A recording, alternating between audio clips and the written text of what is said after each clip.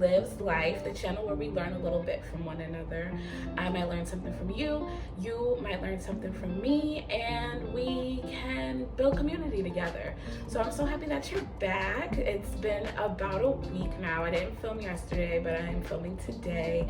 I had a little bit of a lazy day yesterday, but we're back at it. I'm so happy to be here and to share another advice video with you guys. I also have a disclaimer. My dog is in the background as per usual. I've got my little space buns in today. So you will be hearing him walking around and moving, and he's just been kind of uncomfortable today. So I apologize in advance for that. Still don't have a mic, still working on it. So today's video topic is actually called, and I have my handy dandy notebook, learning to get to know yourself. How do we get to know ourselves?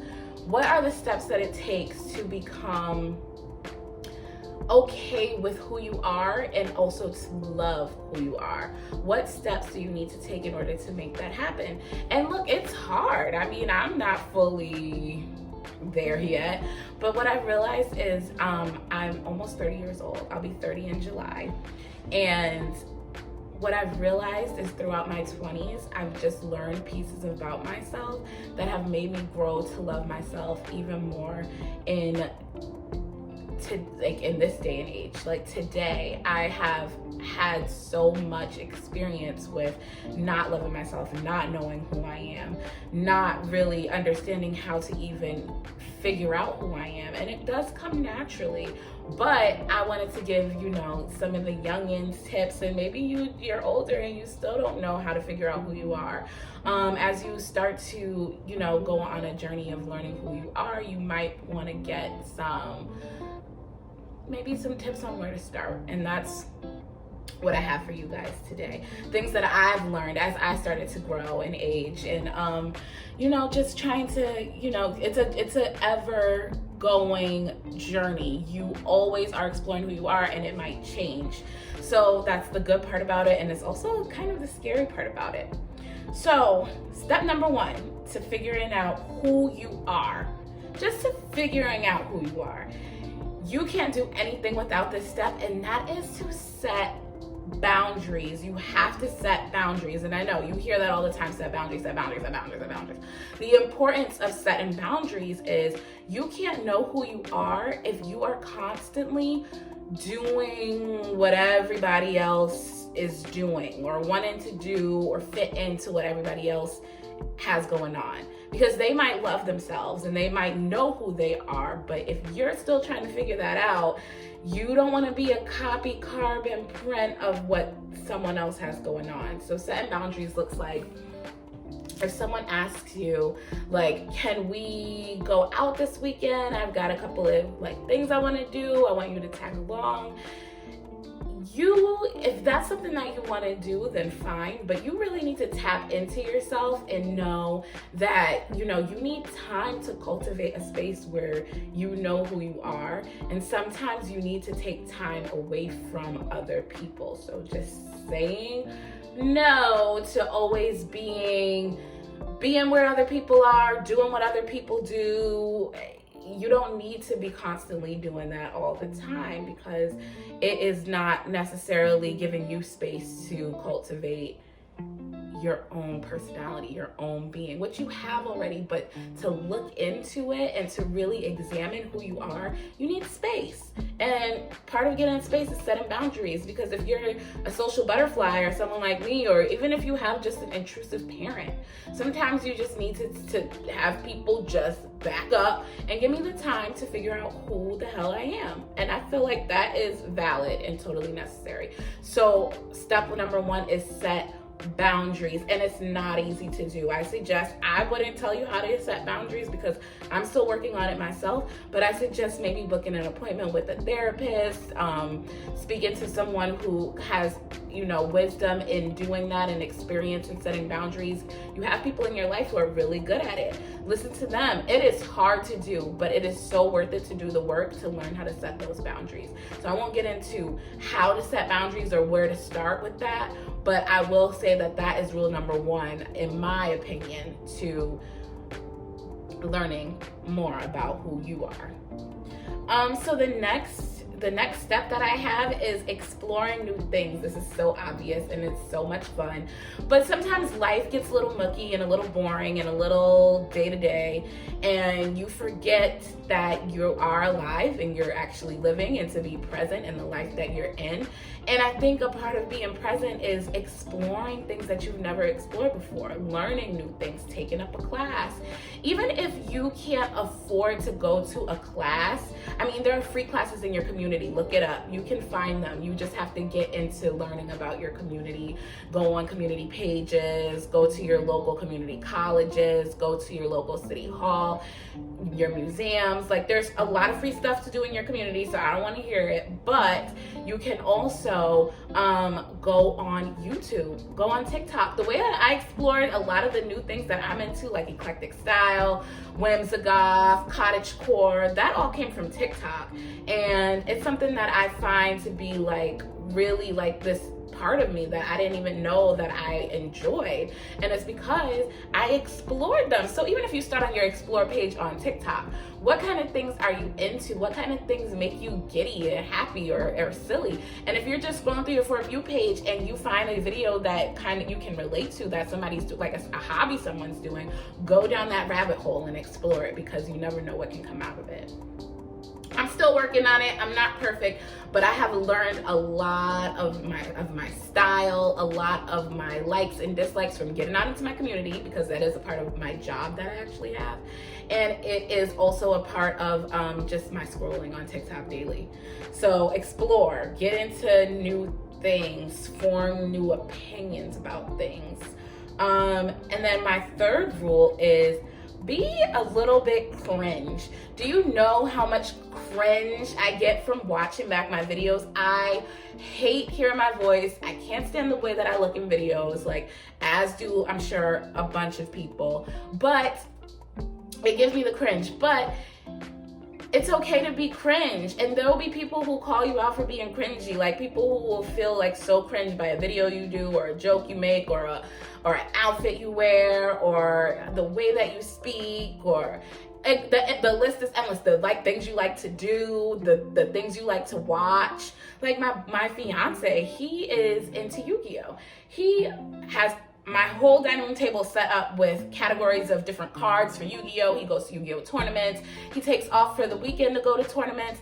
He talks about Yu-Gi-Oh. He plays games on his phone.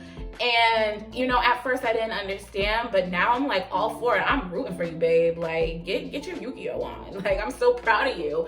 Do what makes you happy. And some people might say that it's a little nerdy or it's a little cringe or da-da-da-da-da. He's doing what makes him happy, which means that, you know, he's living a more fulfilling life than someone who's afraid to do something because they're scared to be cringe.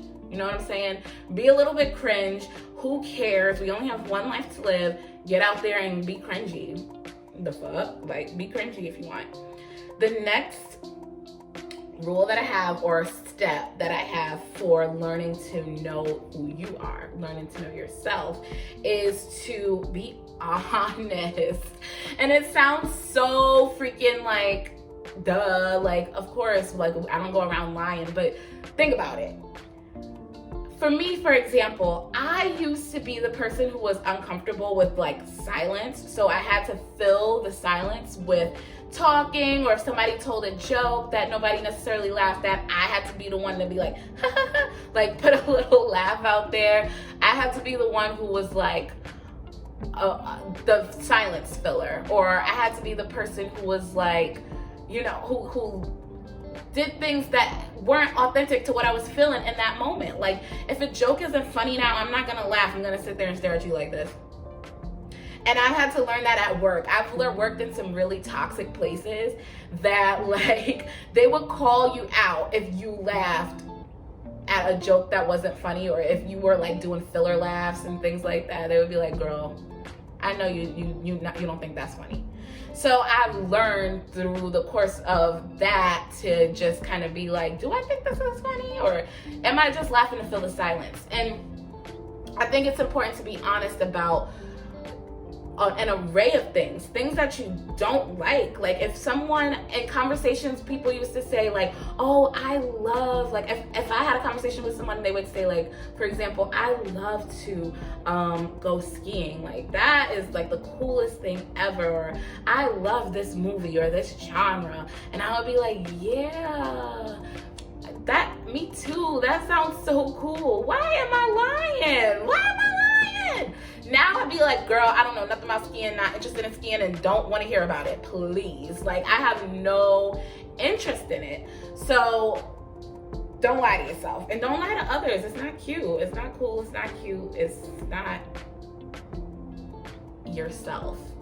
And this is about being authentic to yourself. That's all we want to do in life, is like cultivate knowing ourselves. That's like the highest level.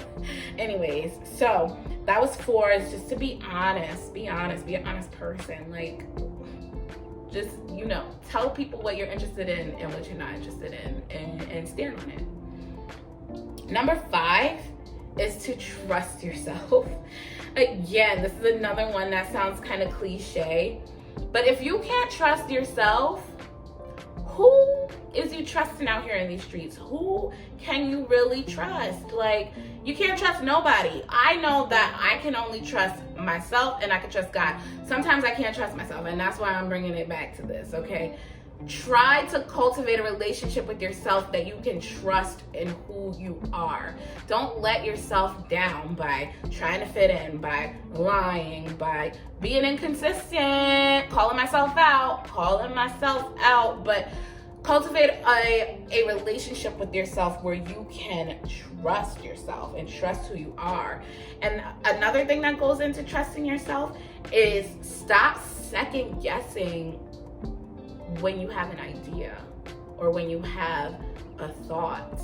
That's my biggest thing at work, and I'm starting to come out of it more and more, is as I'm getting older, is that I used to be so scared to have input. I used to think like, who are you to have input? And like, everybody in this room is more experienced than you, smarter than you, has better things to say than you. And sometimes they do, like, that's real. Sometimes they definitely do. But at the same time, you have to allow yourself to get out there and say what you need to say. And sometimes you're gonna sound stupid as fuck, and that's okay. That goes back to the cringe thing. Sometimes you're gonna sound stupid. But would you rather sound stupid than to have not said anything and have not gotten any criticism on what you said? Not me. Maybe you, but not me. And I think it's important. There's something to be said about thinking before speaking. I'm not saying just shoot off the mouth anything that you have, any first thought that comes to your brain, because that's not intelligent. But what I'm saying is if you have an idea, if you have a thought and you feel like it matters that you share it, go ahead and share that thought, girl. It is not the end of the world. It's not gonna kill you.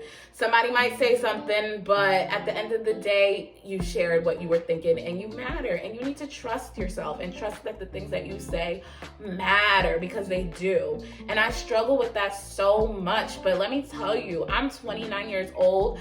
I was shaking in my boots to talk when I was in meetings as a 22-year-old in my first real grown-up job.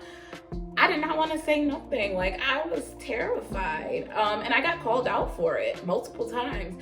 Now that I'm 29 and I am in a daily meeting at my job, I'm just going to say what's on my chest, and I'm going to say it loud, and I'm going to think about it before I speak, but I know that I have things to say.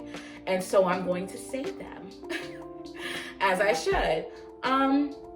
So that's really it. So to recap, we're going to set boundaries. Go ahead and find a therapist, find someone who is fluent in speaking boundaries, and go ahead and get some advice on how to set boundaries in your life. It is so important to make sure that you have your space, your own space, to begin to cultivate who you are. Second, explore new things. Remember, get out there, learn some new shit, and go on your explore page on Facebook, on Facebook. on TikTok, on Instagram. Go and explore new things. It is okay. It's not going to kill you. And get out there and do it. And be cringe. Be cringy. Say some cringy stuff. Wear some cringy outfits. If that's you, if people are calling what you do cringe, then be cringy. Go to a Yu-Gi-Oh tournament. Dress the way you want to dress. Do it to the fullest. Be honest with yourself and with others. Stop lying to them and stop telling little fake, oh yeah, I like that. Oh yeah, I'm into that. Oh, I listen to this type of music, when you don't care about it. So just be honest. Don't be rude, but just be honest about what you like. You might put somebody on to something new. And then lastly, trust yourself. So anyways, that's the end of my video today. Short, cute, sweet, to the point. If you guys have any advice on how to know yourself better, get to know yourself better on this long journey of life that will take your whole life, please enter it into the comment section below. I really want to hear what you guys have to say about it. And I will enter them into the next video. Let's get chatting. I really want to hear what y'all have to say. Anyways, have a great week. Love you guys.